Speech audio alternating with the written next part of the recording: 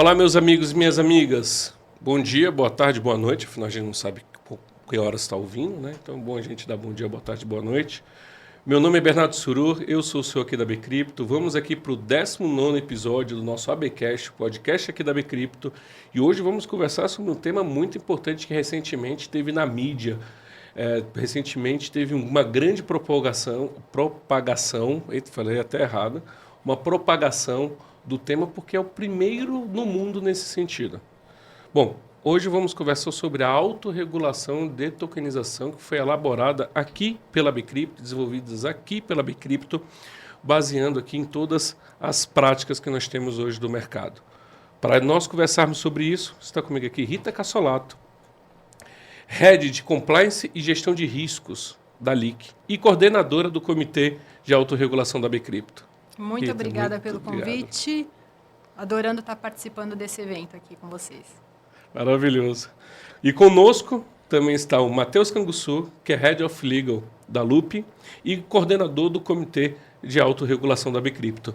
Matheus, bem-vindo. Obrigado, Bernardo. Obrigado. Muito feliz de estar aqui para conversar sobre esse tema que é tão interessante e também tão inovador, né? Primeiro no mundo. Primeiro do mundo. Pelo menos eu imagino que seja, né? Não sei se vocês têm notícias de outros locais, né, que tenham feito isso, mas muitos locais anunciaram como sendo a primeira autorregulação do mundo nesse sentido, né? Porque é um tema, primeiro, um tema novo, né? Então não faria sentido pensar em algo muito antigo sobre, e ainda está sendo desenvolvido, né? Então, quando a gente pensa na regulação do setor, mesmo a autorregulação e não só a heterorregulação, ainda é muito incipiente, mesmo no Brasil é muito incipiente, né? Então, falar que é o primeiro no mundo realmente é bem provável que seja verdade, né? Assim como os jornais noticiaram aí nas últimas semanas. Eu acho que a gente tem até ali um movimento de autorregulação por parte ali da Suíça, né? Mas uma autorregulação diferente, né? Eles estão muito mais... É uma autorregulação regulatória, né? É um modelo... Vai lembrar que os modelos, as formas, né, jurídicas são diferentes entre Brasil e Suíça, né? Se você me permite, B, Claro. A gente tem... Entre a autorregulação, a gente tem a de base voluntária, que é a que nós fizemos aqui, né? E tem a de base legal, e dentro da de base legal tem diversos tipos, né? Tem a autorregulação assistida, que é quase uma corregulação, que é o que a gente vê no Open Banking. A gente tem a autorregulamentação tradicional, que, por exemplo, a Ambima é um caso típico. E nossa aqui, como eu falei, é de base voluntária, que é uma... Não é uma coordenação de esforço, mas uma institucionalização do setor, né? Então, a gente substitui contratos que eram firmados por uma institucionalização dentro desse mercado, usando as técnicas do setor, né? É tecnicidade típica nossa.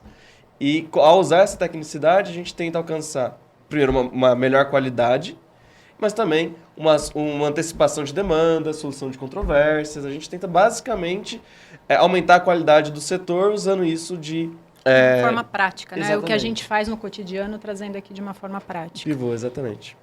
Ou seja, a gente está usando, então a gente pode considerar que a autorregulação é um passo justamente para demonstrar para o mercado e para que os players do mercado possam dar mais um passo em termos de criação de segurança jurídica e maturidade. Mesmo sem esse braço ainda estatal alcançado. Exatamente.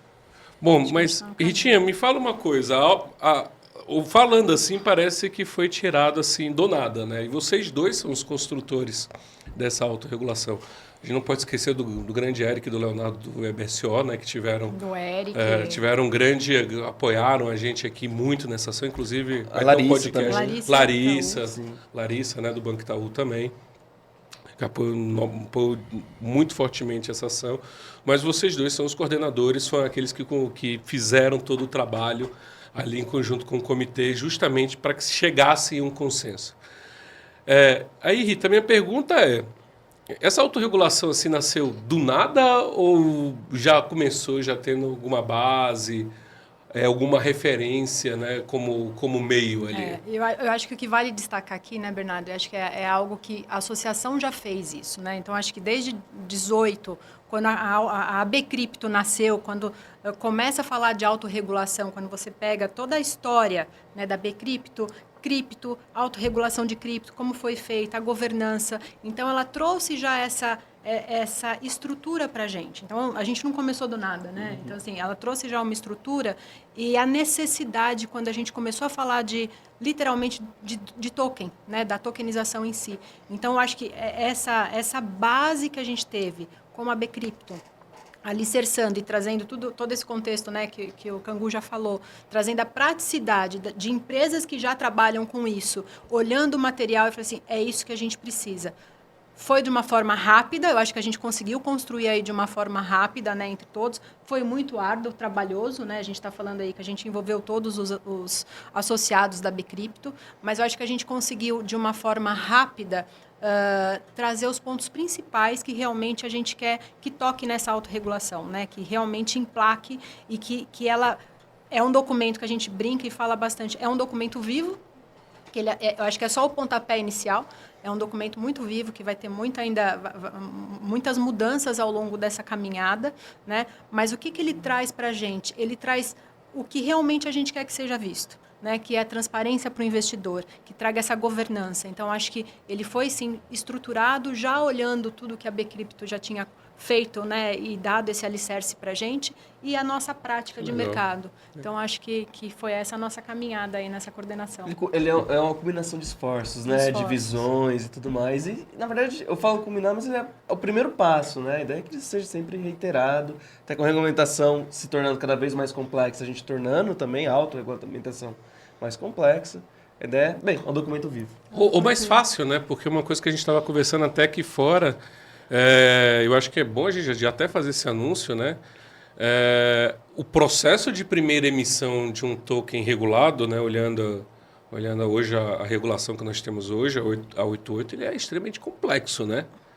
A autorregulação também traz essa luz, né? Traz em termos de passo a passo, né? Exato. Você precisa cuidar. Ele é mais do que uma norma sancionadora ou para condicionar a conduta. Ele também é educativo. Né? E esse sempre foi o ponto, né, Rita?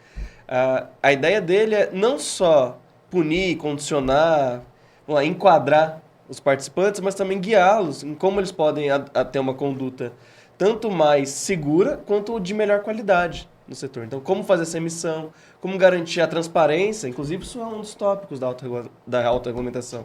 Como garantir transparência, como garantir efetividade, essa é a ideia aqui. E isso passa por essa parte de conduzir os participantes a conseguir, né, fazer as emissões. E com esse olhar, né, o olhar desde para o investidor, para o emissor, então assim, pessoa física, pessoa jurídica, então assim, ele traz essa visão para todo mundo que pode acessar esse documento. Então acho que isso que é o bacana dele. Eu acho que eu tenho sempre uma dúvida que a gente sempre passa a sensação assim, quando pelo menos boa parte das pessoas, né, uma grande parcela, quando observam uma ação, tanto regulatória quanto de autorregulação em termos de política, normalmente pensa assim, a empresa está tentando se proteger de alguma forma. Coisa. Esse realmente é o espírito da autorregulação? Não. É proteger a empresa. Qual é o espírito, né, da autorregulação, assim, quando a gente fala sobre, principalmente essa de tokenização, né? É evitar primeiro o corporativismo, né? Esse negócio. Vamos fechar o mercado e garantir só que as nossas regras ou os nossos interesses governem. Na verdade, é o oposto disso. É garantir a institucionalização do setor. Então, a gente tira os interesses privados e olha para o setor e fala o que é melhor para o mercado. E quando a gente fala em mercado, a gente está falando só das plataformas, a gente está falando dos investidores, a gente está falando também do regulador, como ele consegue ter uma regulamentação mais efetiva. Até porque a transparência não é para a empresa, né? Exato, a transparência é para o investidor, né? Exato. Um ponto que ele passa pelo documento é essa questão de accountability, né, que a gente fala, que não tem uma tradução boa. Não tem, né? Em português seria proprietário, não tem uma coisa muito, né? Essa responsabilidade, né? Isso, mas uma responsabilização, essa postura de responsabilidade, né, de se portar de forma transparente. Então, ética, séria, exatamente, né? Assim, e sempre sabendo que isso é uma via de mão dupla. Então, quando você é transparente, você recebe o feedback. O que eu recebo desse feedback?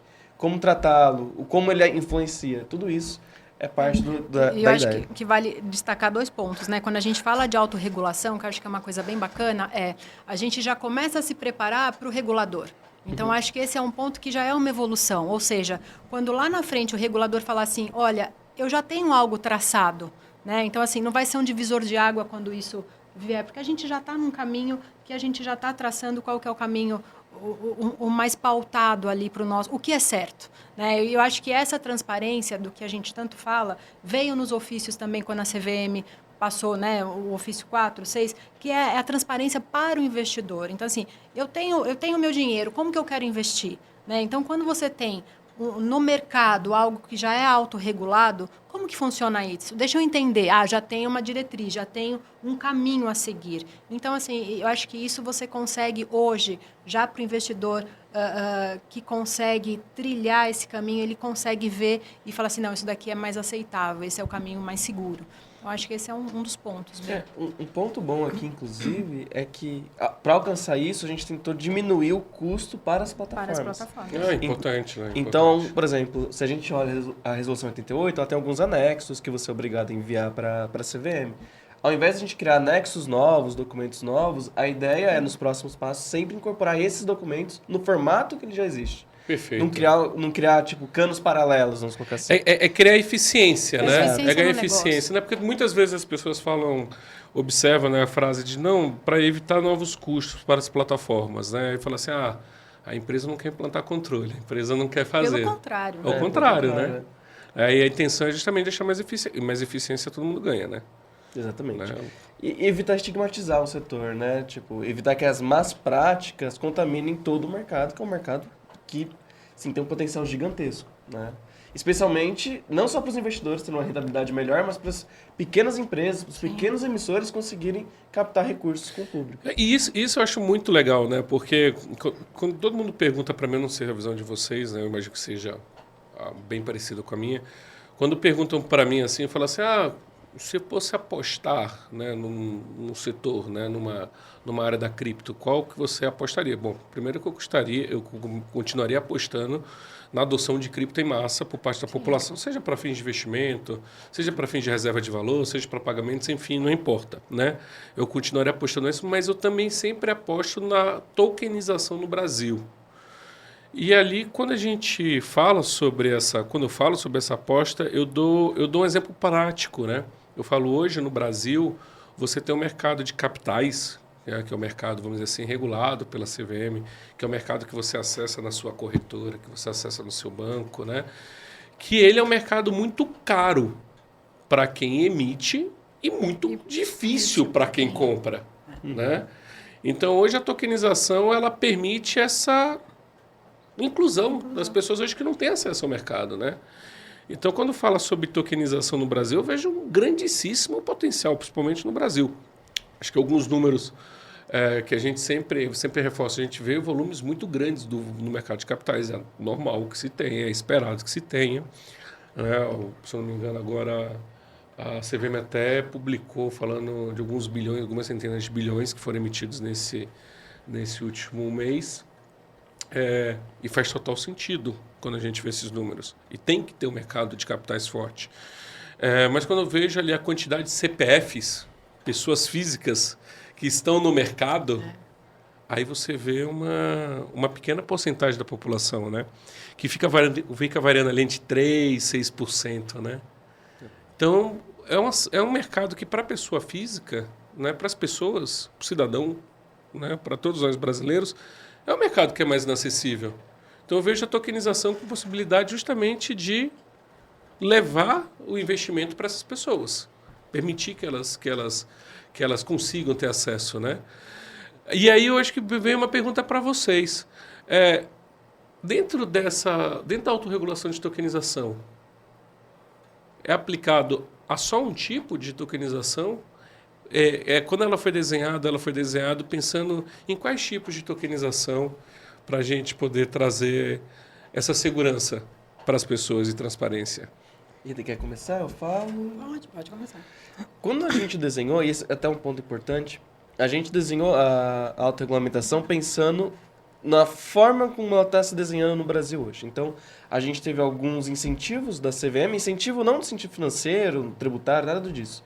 Mas a CVM desenhou um caminho dentro da regulamentação de ofertas públicas, que é via a Resolução 88, né? A famosa plataforma de investimento participativo, ou crowdfunding.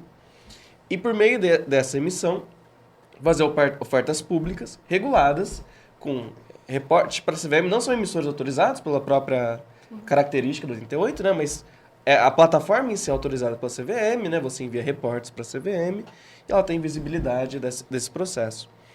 Então, a gente começou o desenho da autorregulamentação indo nesta linha, pensando que esse é o mercado pelo qual está se encaminhando a tokenização.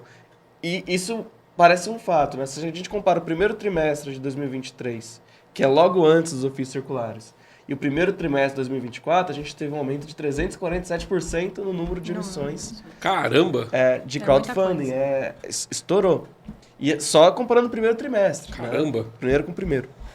E a gente foi nessa linha. Contudo, a gente rapidamente percebeu que algumas formas que a tokenização se desenhava, principalmente quando a gente fala em oferta privada, ou seja, sem oferta pública, com colocação privada, com investidores Aqui é a gente pensando em DLT, né? Blockchain sendo usada como motor de eficiência operacional. Perfeito.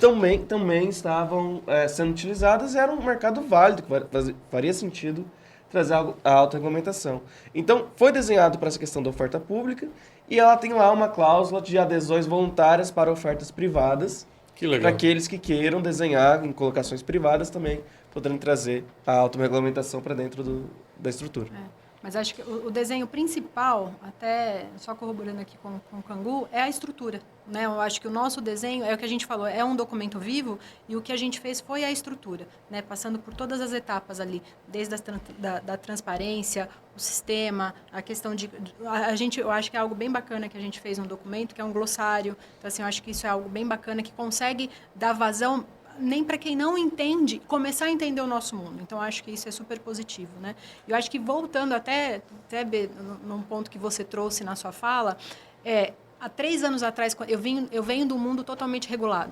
Há 3 anos, quando eu comecei nesse mundo, e aí foi junto à tokenizadora, né, que eu estou até hoje, você não via as empresas ainda falando, comentando. Hoje não. Hoje a gente vê grandes empresas, então a gente está falando de grandes empresas, comentando dentro da sua estrutura. Então, você está falando de tesouraria, da área de marketing, da área jurídica, discutindo e falando sobre tokenização. Então, é cada dia mais esse mundo, que é um mercado financeiro, que está, principalmente, eu acho que o mercado financeiro que hoje está olhando com outro olhar, né, Cangu? Eu acho que e você traz essa discussão para dentro de grandes empresas, né? E aí você vê o crescimento da associação. Acho que são pontos que mostra o quão a tokenização, eu acredito também na tokenização e o quanto que ela vai trazer de benefício, acho que tanto para emissores, né, e a gente fala pessoa jurídica, quanto para cliente, quanto para investidor, que está olhando o nosso mercado e falando assim, nossa, isso daqui vale a pena investir, né? E investir como? Puta, tem um caminho,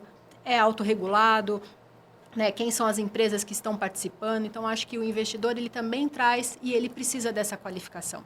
Né? Eu acho que isso é bem bacana.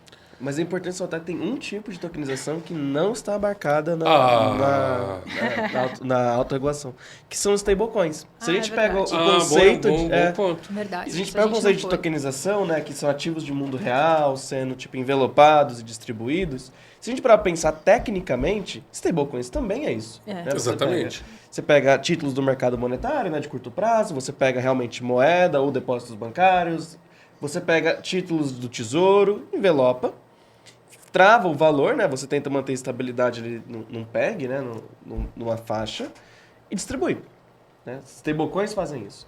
Então, assim, tecnicamente, se a gente pensar no conceito amplo de tokenização, forma de tokenização. E se a gente olha os estudos sendo feitos sobre o mercado de tokenização, eles incluem stablecoins também. A gente não inclui. Mas para fins por daquilo... que não entrou? Porque ele entrou? Vamos... Polêmica. Vamos explorar mais. Por que não entrou? Ele tem uma dinâmica própria. Essa é uma grande polêmica. Ele tem uma dinâmica própria, o mercado de stablecoins, né? Enquanto o mercado de tokenização, excluindo stablecoins, ele é muito usado para investimento, ou seja, dá retorno. A ideia do retorno e tudo mais. O mercado de stablecoins, ele é usado para outros fins. Geralmente ele é usado com fins de liquidação, em operações de DVP, né? Delivery Versus Payment. Exato. Ou ele é usado, por exemplo, de algumas formas para, por exemplo, remessas, né? Remittances para o exterior. Pagamentos de uma forma geral, né? Exato. Isso é muito fora do mercado de tokenização. Ou seja, então a gente separa em duas formas, né? Tudo é tokenização. Só que nós temos a tokenização de investimentos, que Isso. aqui é com baseado você pensando na No pessoa, retorno, né? no retorno. Investimento retorno. Vou comprar esse ativo tokenizado porque ele vai me dar um retorno de IPCA mais tantos por cento ao ano. E é por isso que a CVM falou, olha, peraí, eu acho que isso está dentro do meu perímetro regulatório, vamos trazer. Que regula. E o outro é stablecoins que são utilizados para pagamentos, para criação de, vamos dizer, preços estáveis que não dá retorno. Isso. Né? Que é basicamente criação de um lastro. Como a gente tinha lá há muito tempo atrás, chamado lastro ouro, né? Que todos aprendem na história, né? Quando a moeda tinha um lastro, né? Isso. Então termina sendo utilizado para um lastro, né? Então por isso que ela não entrou. Isso. Então, ela cumpre uma função diferente, né? Então vamos pensar, existe uma tokenização lato sensu, que inclui stablecoins, e uma tokenização stricto sensu, que é só essa parte de investimentos, de retorno. Foi o nosso foco, né? Que foi o foco, sim. Eu particularmente achei muito interessante essa divisão, né? Porque quando a gente fala de tokenização, a gente imagina um monte de coisa. Uma delas é misturar vários assuntos, né? Então, o cuidado em especial em separar o que é investimento do que é de pagamento, né? Foi sensacional. Eu acho até interessante, né, que esse é um entendimento que não é só nosso, né? É um entendimento que foi validado, inclusive, num julgamento recente, né, da CVM, da qual existia um stablecoin lastreado em imóveis, né? E entendia-se que aquilo era, na verdade, tokenização do imóvel, né? Tokenização do seu valor. E ali, ao passar pelo, falou, não, na verdade, ele só está fazendo um lastro, né? Então, se é lastro, não é valor mobiliário. Então, foi um cuidado bem especial e bem interessante, bem interessante. O ponto desse de não existe uma expectativa de lucro, né? Não existe uma expectativa de aumento, de rendimento, foi um ponto essencial nessa. A gente conseguiu bater o martelo e aí fomos na mesma linha. Todos na mesma linha. Que legal, que legal. Como é que vocês... eu acho que nós temos aqui alguns passos, né, em termos de autorregulação. Estamos falando de um conjunto novo de políticas novas, né? Então, normalmente tem um tempo de adequação, né? Relembrando aqui, né, eu acho que o time, né, ela foi publicada em setembro, né? Então, foi publicada ali em setembro.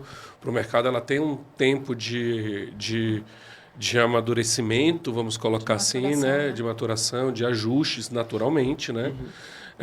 Mas como é que vocês enxergam a continuidade, né? O pipeline dessa evolução, né? Porque vocês mesmos falaram, a gente vai ter que revisitar, a gente vai ter que trazer coisas novas.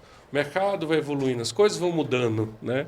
Uma coisa que eu sempre falo imagina se a lei de cripto tivesse lá atrás estabelecido muitos critérios como a MiCA estabeleceu na Europa. Eu diria que, por exemplo, NFT no Brasil era impossível de ter existido, né? Então, termina barrando essa inovação. Então, o que vocês enxergam aqui de pipeline enquanto evolução, né, dessa própria autorregulação? Eu acho que uma coisa que vale ressaltar, né, não só a gente já tem esse olhar, né, eu e Cangu ali, junto com a associação, a gente tem esse olhar, assim, quais são os próximos passos, e o próprio regulador, né, a gente tem agora várias consultas públicas saindo, então, para o produto, né, a gente tem o Fácil, que acabou de sair, que o nome mesmo já diz, é fácil, então, assim, a gente vai mergulhar em cima. Que ainda não é a regra de tokenização, né, que essa vai ser e a gente sabe que está para sair mais uma até o final do ano, então, a gente tem muita coisa ainda para estudar, e por isso que a gente brinca que esse documento é um documento vivo, porque, assim, as coisas estão andando, a gente tem ali uma diretriz, né, o que a gente entende ali como o certo para a gente caminhando, mas ele está evoluindo. Então, cada vez que vem uma consulta pública, que a gente sabe que a gente tem que deitar, entender e levar essa discussão. Então, acho que ainda é algo que tem muita coisa pela frente, né? Acho que esse é um ponto principal, né? A resolução 88, né? A resolução 88 está pronta para ser revista, né? Assim, o regulador já sinalizou isso. Tem muito trabalho, essa é a verdade. E temos também, né, a resolução 88 da CVM. O Banco Central também está sinalizando que ele vê no mercado de tokenização algumas oportunidades, né? Até mesmo com iniciativas como o Drex e tudo mais. Também esperamos esse posicionamento do Banco Central para incorporar dentro da autorregulação. é importante esse ponto que o foco, por enquanto, foi realmente a CVM, porque a CVM tem esse conjunto, essas orientações aplicáveis ao setor, então elas foi a principal fonte, mas, claro, no que for outras regulamentações que forem aplicáveis, a gente também incorpora. E aqui falamos, claro, COAF, também do Banco Central. A ideia é, ter, como eu disse, o documento ser vivo, né? Ele evolui conforme a regulamentação evolui. Mas aí eu acho que é um ponto importante, né? Enquanto o mercado enquanto a pessoa tem um time, o mercado já tem outro time, regulador tem outro time. Sim, né? sim. Essa é a vantagem da autorregulação, na verdade, né? A gente fala, não só quando a gente fala de técnicas do setor, a gente fala do tempo do setor também. Então, quando a gente fala em evoluir o documento, claro, a gente está falando em evoluir da questão do CVM, mas não só. Conforme as técnicas evoluem, o mercado evolui, riscos e oportunidades se desenvolvem, a gente tem que acompanhá-los também na incorporação desse documento. Pô, legal, legal.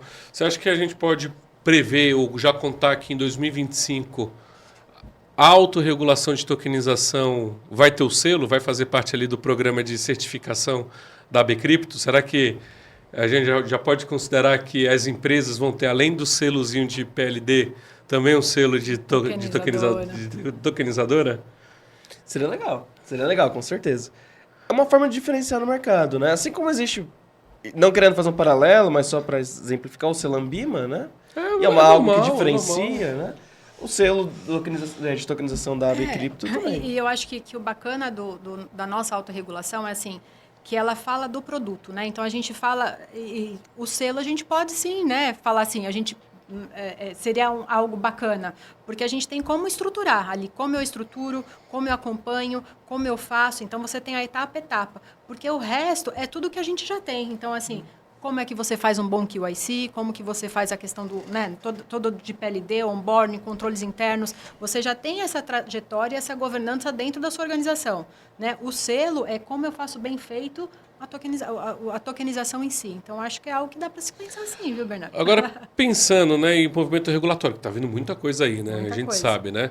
Está vindo muita coisa, estamos trabalhando no Fácil. Inclusive, vai ter um episódio aqui com o Érico Oioli conversando sobre o Fácil. A ABCripto tem um posicionamento muito importante sobre esse tema. A gente vai ter um aqui falando também, logo, vai ser o próximo, eu acho que episódio número 20, o próximo 20, o nosso 20, né? Você viu que eu perco o número, né? É por isso que eu anoto. Então, a gente vai falar sobre certificação profissional, que a gente vai falar também sobre isso. Então, recomendo a todos aqui que ouçam. Mas a gente está falando de um ambiente que está em construção. Sim. Né? A autorregulação ajuda ou atrapalha? Ajuda. A gente tem um setor que ele não é só está só em construção, ele também existe uma desconfiança com ele gigantesca. A autorregulação é uma forma de institucionalizar esse setor. Aquilo que a gente estava falando antes, né? De antever problemas, solucionar conflitos. Ao trazer isso para dentro da autorregulação, que é algo institucionalizado, fora de contratos bilaterais, a gente consolida um posicionamento do setor. Ou pelo menos o máximo possível dentro do setor. Um exemplo da autorregulação que é bem legal, por exemplo, ela é aplicável para os membros da ABCripto, né, que são tokenizadoras. Contudo, ela tem um efeito viral, que é o que a gente fala. Qualquer um, né? Pode ter acesso. Qualquer um pode ter acesso e ele tem que ser replicado para os prestadores de serviço. Eles têm que aderir. Então, se eu tenho regras, por exemplo, de irrevogabilidade, né, a transação ela tem que ser feita e eu não posso simplesmente revogá-la. Ela passa por todo um processo de volta, né, que é uma das características típicas desse mercado. Se eu tenho esse requisito de revogabilidade, transparência, e eu contrato um terceiro, esse terceiro ele também tem que cumprir com os mesmos princípios. Senão a minha solução está fora do padrão. Então, a autorregulação tem esse caráter institucionalizador, né? Assim, de disciplinar o mercado, né? A gente, não é só disciplina, como a gente falou antes, mas de disciplinar e também aumentar a qualidade e a percepção dele. Eu acho que até uma forma simples de se falar, né? É o jeito fácil e o certo de se fazer. Esse é o jeito certo de fazer. Né? A autorregulação é o jeito certo de se fazer o negócio. Acho que é isso. E a gente viu uma tendência, né? Porque a gente está falando de um mercado cada vez maior, cada vez mais plural.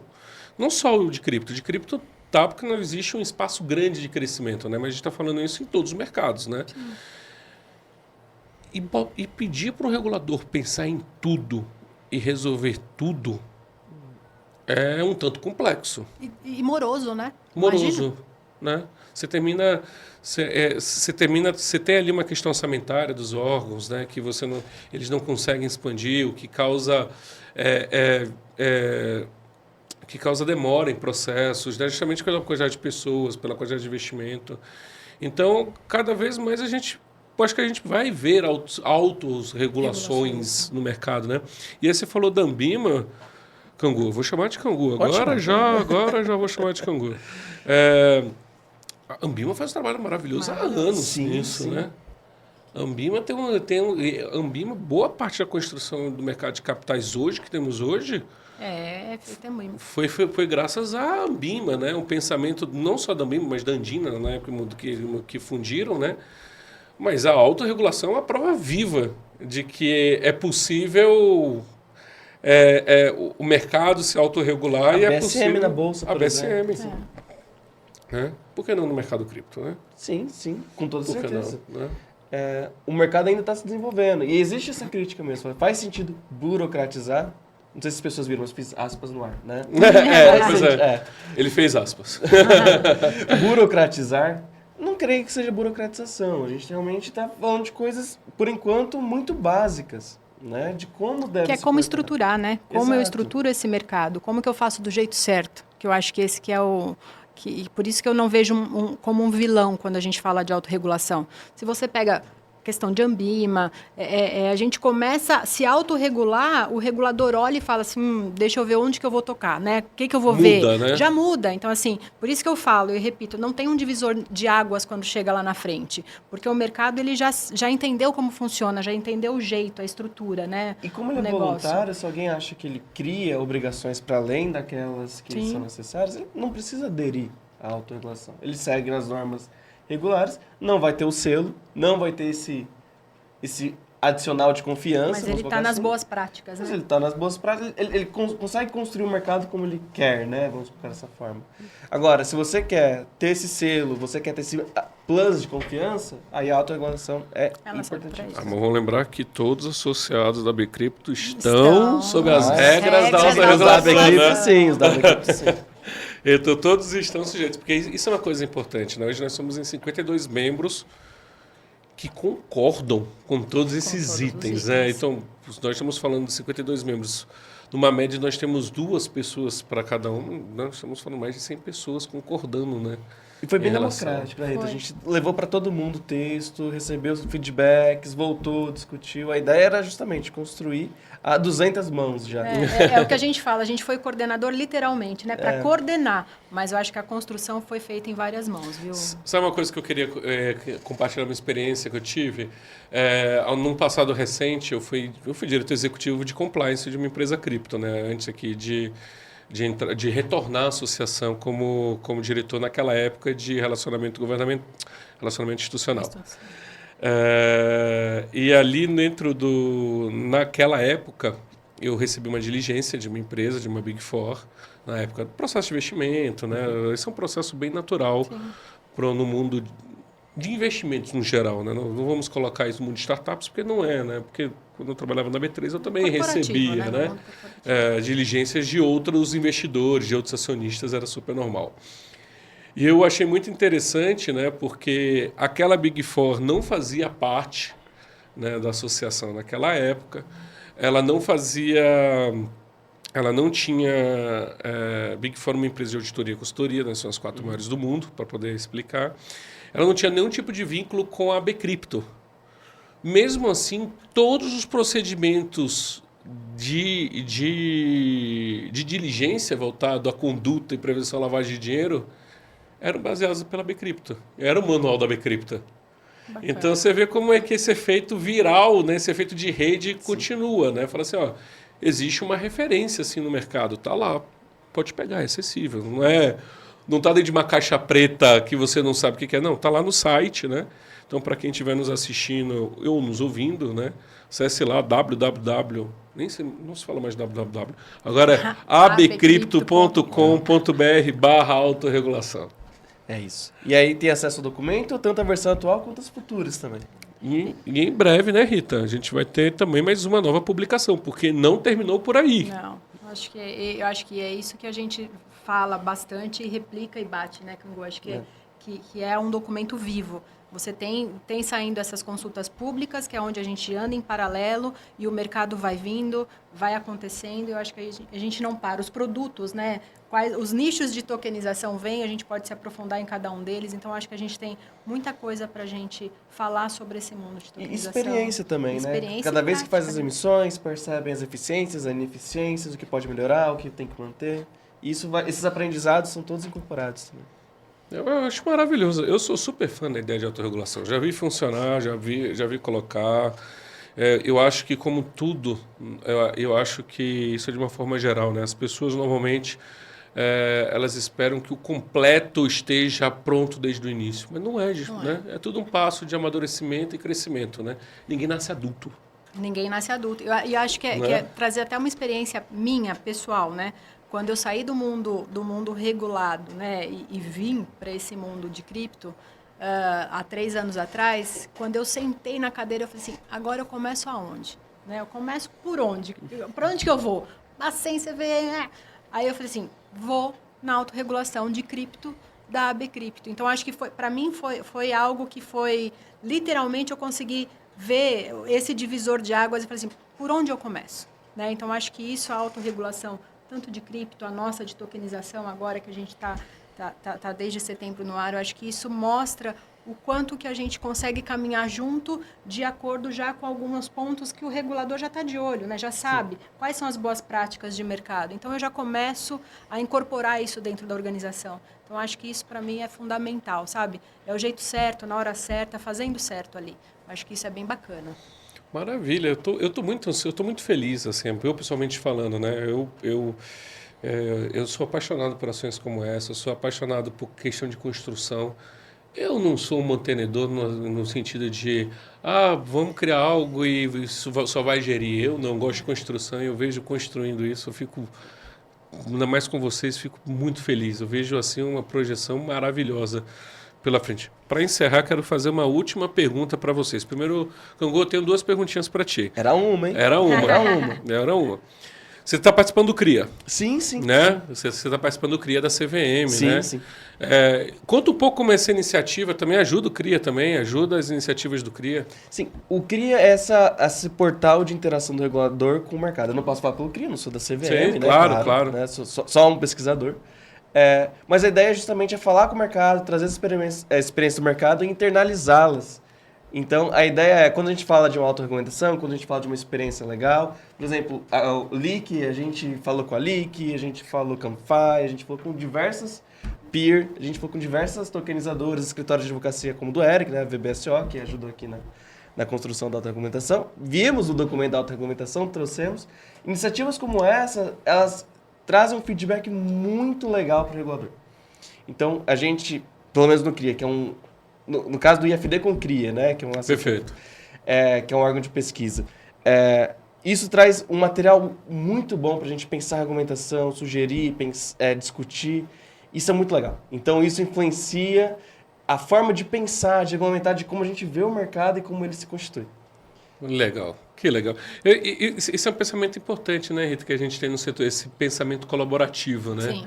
Esse pensamento colaborativo, acho que no nosso setor é algo bem peculiar, né? A gente não tem um pensamento predatório, né? Não. A gente sempre está pensando em como construir, como ajudar o outro, né? Eu acho que isso é bem bacana e a gente tem essa rede. Eu acho que não só, né, principalmente isso é forte entre os associados, né? Eu vejo isso bastante da gente poder trocar. Então, assim, como foi sua primeira emissão de crowdfunding, como foi não sei o quê. Então, assim, eu acho que isso é muito bacana para a gente poder trocar, para a gente poder entender e poder apoiar a rede. Eu acho que isso é algo fundamental. Na realidade, somos concorrentes, né, mas a gente quer fazer o melhor e o bem feito. Né? Então, acho que esse é o caminho que a gente quer trilhar, porque a gente quer que esse mercado perdure por muito e muito tempo. É o propósito. É o né? propósito, então, assim, né? eu acho que esse é o ideal que a gente tem aqui como gestores, principalmente dessas áreas, né? Nas áreas que a gente atua. É fazer um negócio bem feito. E aí, Ritinha, antes de fechar, eu tenho 2 perguntas, porque eu acho que é injusto, né? Porque eu vou fazer 2 perguntas. Só recebi uma? Não, vai ver a segunda. A segunda já vem. Vai ver a segunda.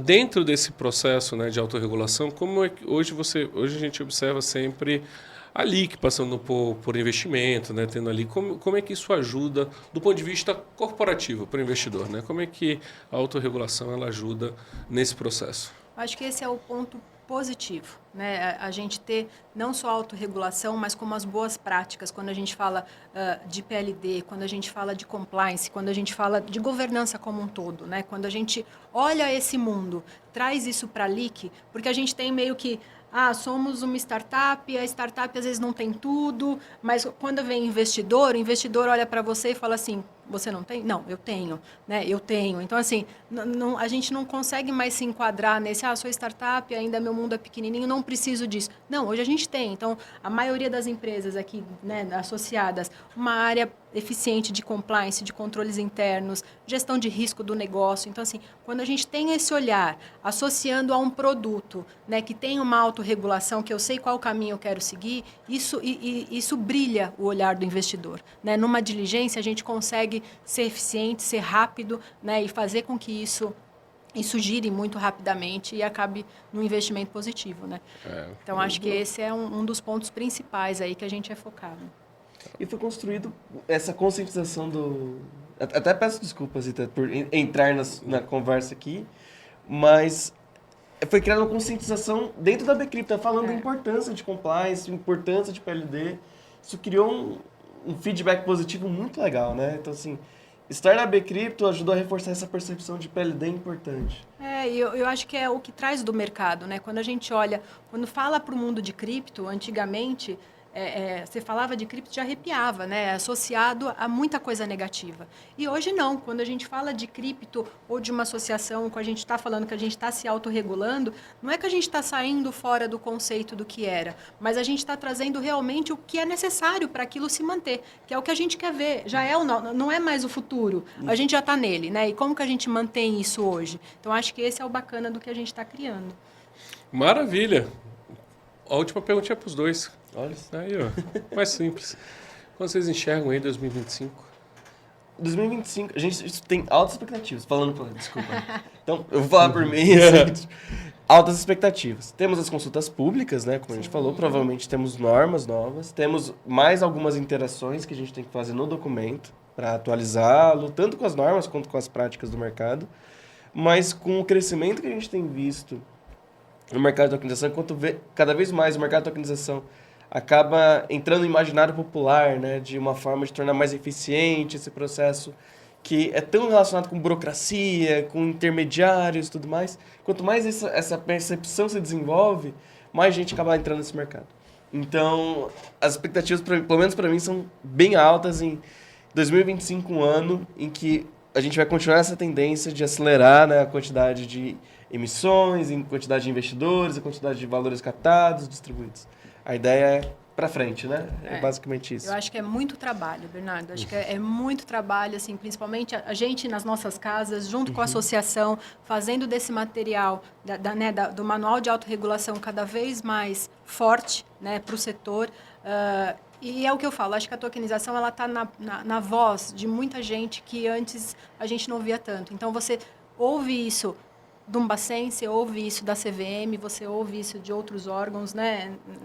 Então, acho que isso está trazendo a importância do negócio, né? Então, acho que para 2025 é muito trabalho e muito negócio. Acho que a gente ainda, não dá para falar que a gente ainda está num caminho tranquilo, porque tem muita coisa. Eu acho que a parte da educação ainda é muito necessário, né? Da conscientização para o investidor, para o emissor, porque eu acho que a gente gasta uma energia ainda para poder explicar a tese, né? Então, acho que isso ainda é algo importante. Eu acho que o nosso papel aqui está à frente disso, está levando tudo o que é a tokenização, junto com uma autorregulação, já mostrando qual é a eficiência dela. Eu acho que é um caminho de muito trabalho para 2025, mas que vai vir muito retorno. Eu acho que isso é muito positivo.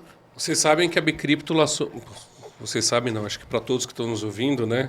A Bcrypto lançou em conjunto com a CVM, né? Foi para o Global Investor Week, lançou uma ferramenta que é de uso contínuo por todos, que chama-se o contragolpe.org.br. E ali tem vários passos, né? Eu acho que um ponto dele é muito, muito importante, que isso é um vínculo, uma confiança, que é, poxa, consultei a empresa no site da CVM, não achei nenhuma referência. Consultei no Banco Central, não achei nenhuma referência. A terceira é consulte no site da Bcrypto. Né? Então, para que eu puder dar uma dica para todos, cobre das suas empresas, né? E cobre para quem está ouvindo, se já segue a autorregulação da Bcrypto. O mercado também precisa fazer esse passo, né, para que a gente possa ter esse ecossistema formado. Nós estamos fazendo essa parte. Então, essa parte, sim. Mas a gente precisa que isso seja cobrado ali para ganhar mais força, para que essas práticas continuem em evolução mais também, massa. Né? Isso aí. Sim. E ali eu acho que fazer o último convite, 19 e 20 de novembro de 2024, teremos essas duas feras no palco, conversando sobre autorregulação, boas práticas, lá no Criptorama, no Teatro Santander, aqui em São Paulo, né, o anexo ali do shopping JK. Aguardo todos vocês lá. Entra no site criptorama.com.br, busque seu ingresso. É grátis, como fala, é free, mas com vagas limitadas. Então, aproveite a oportunidade e vamos ver essas feras conversando. Vai ser excelente. Temos pessoas, vocês não vão estar no palco sozinhos, vão estar com superintendentes da CVM, com autoridade, justamente conversando sobre, além do que conversamos aqui no nosso podcast. Sim, com toda certeza. Vamos lá, gente. Vamos lá, vai ser legal. Tudo para dizer. 2 dias, alto nível. 2 dias, sendo que sábado é feriado, sendo que quarta-feira é feriado, dia 20 é feriado. Então tem que aproveitar. Todo mundo livre. Vai ser algo bem bacana, muito bacana. Meus amigos, Rita, Cangu, muito obrigado por terem vindo aqui hoje. O bate-papo foi maravilhoso, estouramos até mais um pouco tempo, mas não tinha como não estourar, porque o bate-papo está muito gostoso. Muito obrigado e foi um prazer. E a gente fica feliz. Muito obrigada. Obrigado, Bê. A gente que agradece, Bê.